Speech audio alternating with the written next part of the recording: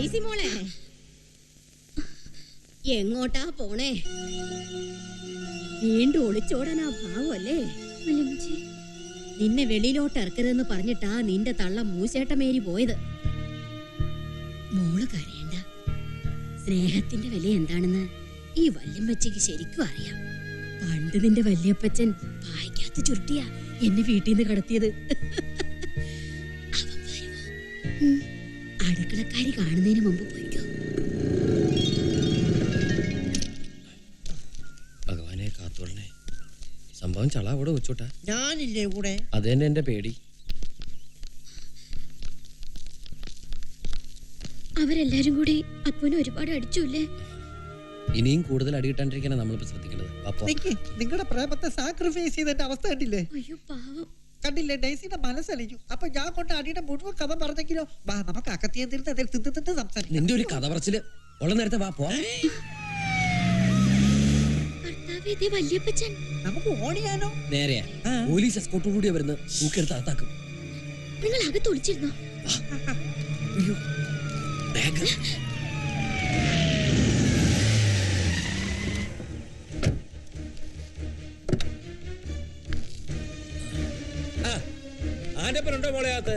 ഇല്ല, വന്നില്ല. എന്നാ അമ്മച്ചിയെ വിളി. അവരെല്ലാം ഷോപ്പിങ്ങിന് പോയി. നിന്നെ തനിച്ചാക്കി ഇങ്ങനെ പോകലെന്ന് ഞാൻ പറഞ്ഞാണല്ലോ. നീ എന്തിനാ മോളെ ഞങ്ങൾക്ക് ഇങ്ങനെ പ്രയാസം ഉണ്ടാക്കുന്നത്? നമ്മൾ ആറ്റുവാക്കാരെ കുടുംബമായുമോ നിനക്ക് അറിയാവുന്നതല്ലേ? ആ പോട്ടെ പോട്ടെ, എല്ലാം ശരിയാവും. വന്നേ വലിയപ്പിച്ചിക്ക് ഭയങ്കര വിശപ്പ്. വാ വാ വാ വാ. ആ വേലക്കാരിപ്പിന് ഇവിടെ ഇല്ലേ? കല്യാണിയെ അടിയിലേക്ക്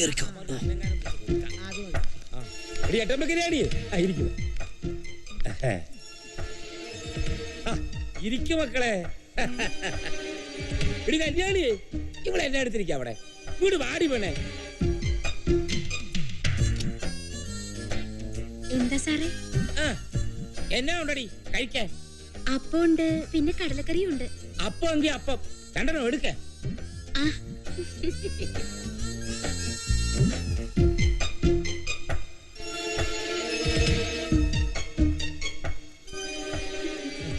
രാവിലെ ഉണ്ടാക്കിയതാണെങ്കിൽ ചീത്തയിട്ടുണ്ടാവില്ല. കല്യാണിയുടെ കൈകൊണ്ട് ഉണ്ടാക്കിയതല്ലേ? കേട്ടോ കല്യാണി, കഴിഞ്ഞ മാസം ഞങ്ങൾ കിഡ്നി ചികിത്സയ്ക്ക് വേണ്ടിട്ട് അമേരിക്കയ്ക്ക് പോയില്ലേ? അവിടെ ചെന്ന് ചിക്കൻ സൂപ്പ് കഴിക്കുമ്പോഴും മിനിസ്റ്റർ പറയുന്നത് കല്യാണിയുടെ അപ്പത്തെ കുറിച്ചാണ്.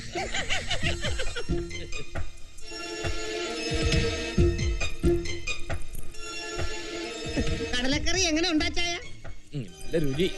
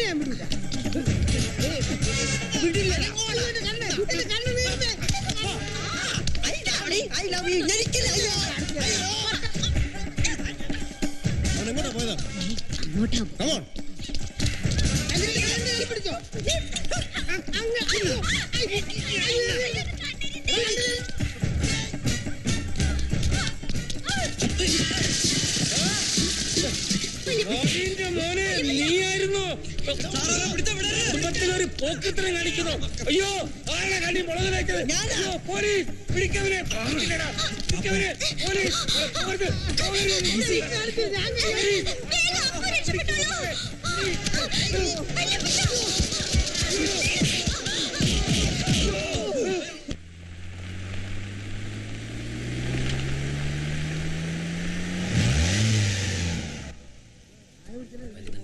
ആള് നല്ല ചൂടില്ല.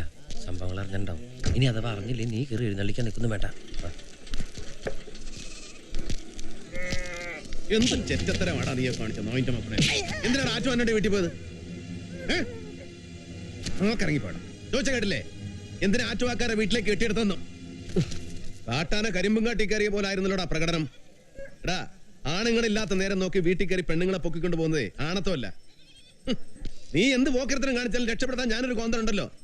ആ ഹുങ്കല്ലടാ കൊച്ചു. അയ്യോ, കൊച്ചുകുട്ടനല്ല, എല്ലാം ഇവനാ ചെയ്തത്. നീ വേണ്ടി പോകും.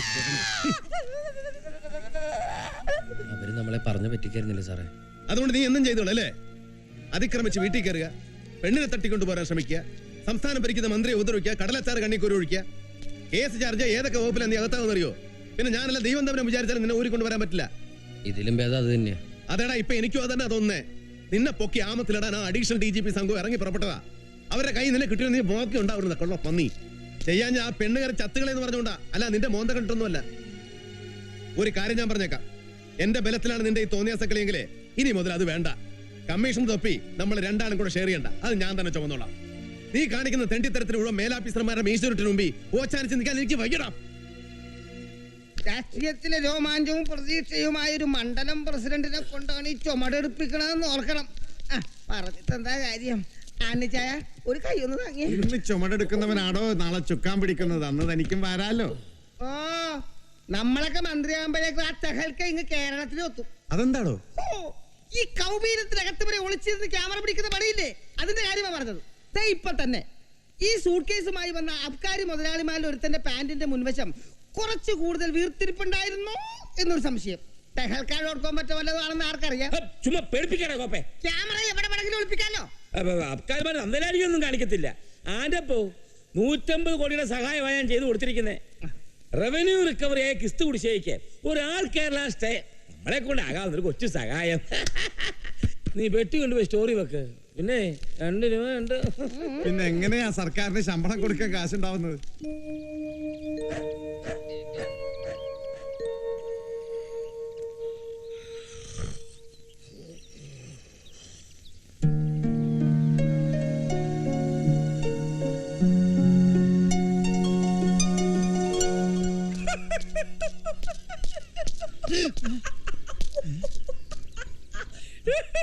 സാമൻ എന്ത് പറ്റി?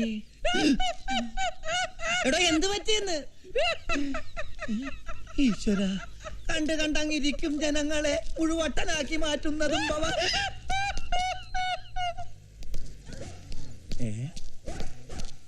നേരെ ഒരുപാടായി, ഇതുവരെ റെഡിയായില്ലേ?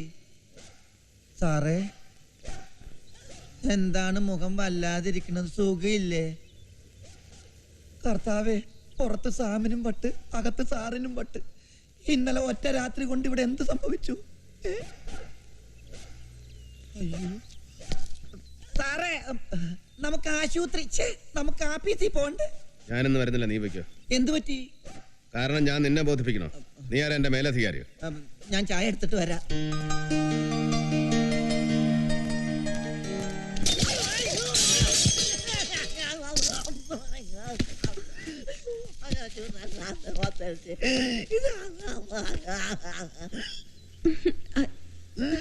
സോറി. അപ്പൊ ഇതായിരുന്നല്ലേ കാര്യം? നിങ്ങൾ രാത്രിയിൽ വേണ്ടാതിനൊക്കെ കാണിച്ചിട്ട് പാവം പത്രത്തിന് എന്തിനാ രാവിലെ ചായ പുഴുകിയത്? സോറി, ഞാൻ കണ്ടില്ല. കാണൂല, ആരും ഈ പത്രത്തിനെ കാണൂല. പത്രത്തിൽ വെറും പാറയല്ലേ, ആർക്ക് വേണമെങ്കിലും എപ്പോഴെങ്കിലും കയറി പള്ളി പണിയാലോ. സെൻട്രി സാമൻ ചിരിച്ചതിന്റെ അർത്ഥം എനിക്ക് ഇപ്പോഴാ പിടികിട്ടിയത്. ഇന്നലെ രാത്രി സാറിന്റെ ചരിത്രം നഷ്ടപ്പെട്ടു അല്ലേ?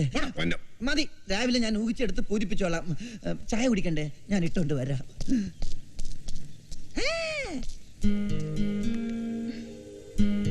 എന്തിനിങ്ങനെ ടെൻഷൻ അടിച്ചിരിക്കുന്നേ? എന്നോട് ദേഷ്യാണോ? താൻ എന്ത് പണിയാ ഇന്നലെ കാണിച്ചത്? ഇനി എന്തൊക്കെ പുകിലാണോ ഉണ്ടാകാൻ പോകുന്നത്? ഒന്നാമതേ ഏമാർക്ക് ഒന്നിനും എന്നെ കണ്ണെടുത്താൽ കണ്ടുകൂടും. ഇനി മുഖ്യമന്ത്രിയുടെ മോളെ രാത്രി കൂടെ താമസിപ്പിച്ചു എന്ന് കൂടെ അറിഞ്ഞാ അതൊക്കെ പോട്ടെ, തന്റെ അച്ഛന്റെ മുഖത്ത് ഞാൻ അങ്ങനെ നോക്കും. അതിന് ഞാൻ ഇവിടെയാണെന്ന് അച്ഛനെ അറിയില്ലല്ലോ. ഇന്നലെ രാത്രി തന്നെ ഞാൻ അച്ഛനെ വിളിച്ചു പറഞ്ഞു, ഫ്രണ്ട് രാധയുടെ വീട്ടിലാണ്, രാവിലെ എത്തുള്ളൂന്ന്. ഇന്നലെ രാത്രിയിലെ കോലം എന്തായിരുന്നു ഓർമ്മയുണ്ടോ? അത് കണ്ടപ്പോ ഇട്ടിട്ട് പോവാനും തോന്നിയില്ല. അത് വെള്ളം ഒഴിച്ചാ പിന്നെ എന്റെ കോലം അങ്ങനെയൊക്കെ തന്നെയാ. ഇതിലൊക്കെ താൻ എന്തിനാ ഇടപെടുന്നത്? അപ്പൊ ഇത്രയൊക്കെ ആയിട്ട് എന്നെ മനസ്സിലാക്കിയിട്ടില്ല. എന്നോട് ഒട്ടും സ്നേഹം തോന്നുന്നില്ല അല്ലേ? എടോ, തന്നെ പോലൊരു പെണ്ണിനെ സ്നേഹിക്കാൻ കൊള്ളാവുന്ന ഒരുത്തനല്ല ഞാൻ. എന്നെ പറ്റി മീരയ്ക്ക് വല്ലതും അറിയോ? എനിക്കൊന്നും അറിയണ്ട. എനിക്ക് ഈ രാക്ഷസിനെ ഒത്തിരി ഇഷ്ടാ. അതുകൊണ്ട് തന്നെ മറ്റൊന്നും എനിക്കറിയണ്ട. അല്ല, മീരെ അറിയണം.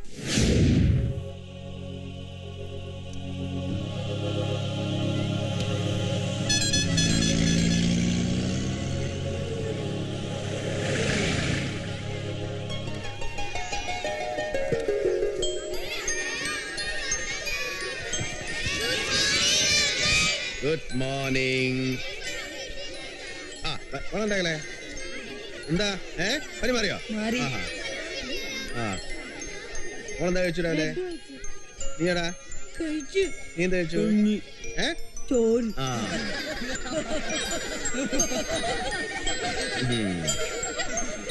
അമ്മ എവിടെ? ഞാൻ ഇന്നലെ പറഞ്ഞതേ ഉള്ളൂ അച്ഛനെ കാണണോന്ന്. അതുകൊണ്ടല്ലേ അച്ഛൻ വന്നത്. അച്ഛന്റെ പൊന്നുമോള് വാ. എന്റെ മോളാ അമ്മു. എനിക്കറിയാം. ദേ, ഇത് മോൾക്ക് കൊണ്ടുവന്നതാ. എങ്ങനെയുണ്ട്? ഹായ്, നല്ല പാവക്കുട്ടി. Anti, thanks anti. ഇപ്പൊ മനസ്സിലായോ? മീര എല്ലാം അറിഞ്ഞുകൊണ്ട് തന്നെയാണ് ഈ കക്ഷിയെ ഇഷ്ടപ്പെട്ടതെന്ന്. കമ്മീഷണർക്ക് ഒരു മോളുള്ള കാര്യവും അവളുടെ അസുഖ കാര്യവും എല്ലാം എനിക്കറിയായിരുന്നു. മരിച്ചുപോയ മോളുടെ അമ്മയെക്കുറിച്ച് പോലും ചോദിക്കാതിരുന്നത് എല്ലാം സമയമാവുമ്പോ ആകാന്ന് കരുതിയ. എന്റെ അമ്മയെ കൊന്നതാ കള്ളന്മാര്, അല്ലേ അച്ഛാ? Is it true? ഇപ്പോ മീരയ്ക്ക് എന്റെ മുഴുവൻ കഥകളും അറിയില്ല. പോരാ. നിങ്ങൾക്കൊക്കെ മീശ ചുരുട്ടി പേടിപ്പിക്കുന്ന ധിക്കാരിയായ രാമനാഥനെ അറിയും, രാക്ഷസനായ രാമനാഥൻ. പക്ഷേ മീരയ്ക്ക് അറിയാത്ത ഒരു രാമനാഥൻ 8 വർഷങ്ങൾക്ക് മുമ്പ് ഇവിടെ ജീവിച്ചിരുന്നു. പ്രാണനേക്കാൾ വലുത് സത്യവും നീതിയുമാണെന്ന് വിശ്വസിച്ചിരുന്ന, പച്ചനോട്ടുകൾക്ക് മുമ്പിൽ പതറാത്ത, മദ്യം കൈകൊണ്ട് തൊടാത്ത ജെന്റിൽമാൻ രാമനാഥൻ. വയറു പൊരിയുമ്പോൾ ഒരുപിടി ചോറ് മോഷ്ടിക്കുന്നവനല്ല, ഭരണത്തിന്റെ ഇടനാഴികളിൽ പതിയിരിക്കുന്ന പൊളിറ്റിക്കൽ ലിസാർഡുകളാണ് യഥാർത്ഥ ക്രിമിനൽസ് എന്ന് തിരിച്ചറിഞ്ഞ കാലം. അങ്ങനെ ഒരു ക്രിമിനൽ രാമനാഥന്റെ ഹിറ്റ് ലിസ്റ്റിലെ 1-ാം പേരുകാരനായി. സുലൈമാൻ റാവുത്തർ. രാജ്യം ഭരിക്കുന്ന ഭരണാധികാരികളുടെയും അവരെ ഭരിക്കുന്ന ബ്യൂറോക്രാറ്റുകളുടെയും കണ്ണുലുണ്ടിയാണ് സുലൈമാൻ എന്നറിഞ്ഞിട്ടും ചങ്കുറപ്പോടെ അയാളെ കയ്യാമം വെച്ച് ഞാൻ തുറുങ്ങിലടച്ചു.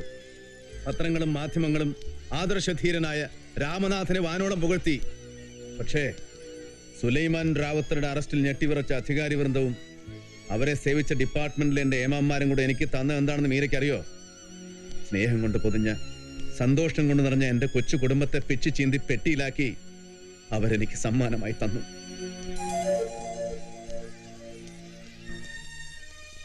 രാത്രി ഇരുട്ടിന്റെ മറവിൽ മാരകായുധങ്ങളുമായി വന്ന സുലൈമാന്റെ ഗുണ്ടകൾ എന്നെ ചതിച്ചു വീഴ്ത്തി. എന്റെ കൺമുമ്പിലിട്ട് അവർ എന്റെ മായെ കൊന്നു. 2 വയസ്സുണ്ടായിരുന്ന എന്റെ അമ്മമോളെ പോലും അവർ വെറുതെ വിട്ടില്ല. ചവിട്ടേറ്റ് നടുവ് തുറന്ന എന്റെ കുഞ്ഞ് അച്ഛന്റെ ആത്മാർത്ഥതയ്ക്കുള്ള ജീവിച്ചിരിക്കുന്ന രക്തസാക്ഷിയായി. ശരീരം മുഴുവൻ ഒടിഞ്ഞു തൂങ്ങിയ അസ്ഥിയുമായി കിടന്ന എന്നെ മരണം പോലും ഉപേക്ഷിച്ചു. മീരയ്ക്കറിയോ, ജീവനുമായി മല്ലിട്ട് ഞാൻ ആശുപത്രി കിടന്നപ്പോ എന്നെ തിരിഞ്ഞു നോക്കാൻ ഒരു നായിന്റെ മക്കളും ഉണ്ടായില്ല. നിയമം നടത്താൻ ജീവൻ പണയം വെച്ച പോലീസ് ഉദ്യോഗസ്ഥന്റെ ചികിത്സയ്ക്കായി ഒരു നയാ പൈസ പോലും ഡിപ്പാർട്ട്മെന്റിലെ തണ്ടികൾ ചെലവാക്കിയില്ല. എന്റെ മരണസമയം നോക്കിയിരുന്ന അവർക്ക് തെറ്റിപ്പോയി. ഒരു ഫീനിക്സ് പക്ഷിയെ പോലെ രാമനാഥൻ ഉണർത്തെഴുന്നേറ്റു. എന്റെ മായയെ കൊന്ന, എന്റെ കുഞ്ഞിന്റെ ജന്മം നശിപ്പിച്ച 3 പേരെ ഞാൻ വകവരുത്തി, നിയമത്തിന്റെ ഒരു പഴുതു പോലും ഇല്ലാതെ. ഇനി ഒരുത്തനെ കൂടെ എനിക്ക് കിട്ടണം. കിട്ടും. വിഷമിക്കാതിരിക്കും. വീണ്ടും ഇതെല്ലാം ഓർമ്മിച്ചത് ഞാൻ കാരണമല്ലേ? സോറി. എന്തൊക്കെയോ മനസ്സിൽ അടക്കി വെച്ചിട്ടുണ്ടെന്ന് എനിക്കറിയായിരുന്നു. പക്ഷെ അത് ഇങ്ങനത്തെ ഒരു കഥയായിരുന്നു എന്ന് ഞാൻ അറിഞ്ഞിരുന്നില്ല. സത്യം പറയട്ടെ, ഇന്നലെ തോന്നിയ എന്റെ 100 ഇരട്ടി ഞാൻ ഇന്ന് ഈ രാക്ഷസനെ ഇഷ്ടപ്പെടുന്നു. ചായ.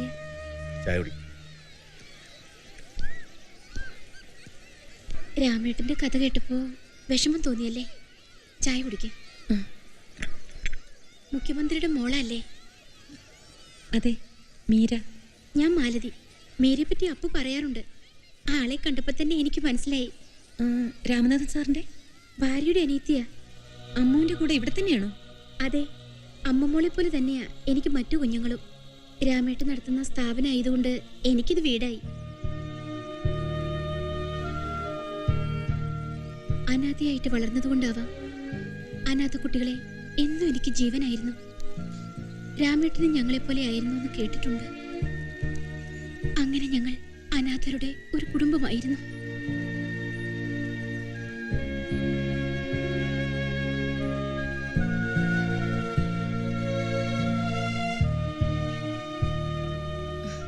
ഈ അനാഥാലയങ്ങളെല്ലാം നിങ്ങൾ നടത്തുന്നതാണോ? അതെ, ഇതുപോലെ 10ഓളം അനാഥാലയങ്ങളിലായി 3000ഓളം കുട്ടികളുണ്ട്. അന്ധരും മൂകരും മാനസിക രോഗികളുമായിട്ടുള്ളവരാണ് അധികവും. ലക്ഷക്കണക്കിന് രൂപ ചെലവുണ്ട് ഇതിന് നടത്തിപ്പിനെ. പക്ഷേ ആരോടും ഞങ്ങൾ പൈസ പിരിക്കാറില്ല. എല്ലാം രാമേട്ടൻ തരുന്നതാ. ഇതെല്ലാം നോക്കി നടത്തുന്നത് ഞാൻ തന്നെ. കുറെ ജോലിക്കാരുണ്ട്, പിന്നെ അപ്പു സഹായിക്കും. എനിക്ക് മാലതിയോട് ബഹുമാനം തോന്നുന്നു. ഈ കൊച്ചു പ്രായത്തിൽ ഇത്ര വലിയ ത്യാഗം ചെയ്യാന്ന് വെച്ചാ. ത്യാഗമോ? ഇതെന്റെ ആഗ്രഹമാണ്. ഇങ്ങനെ കുഞ്ഞുങ്ങളുടെ ലോകത്ത് രാമേട്ടനും അമ്മുവുമായി ഇതുപോലെ ജീവിച്ച് മരിച്ചാൽ മാത്രം മതി എനിക്ക്.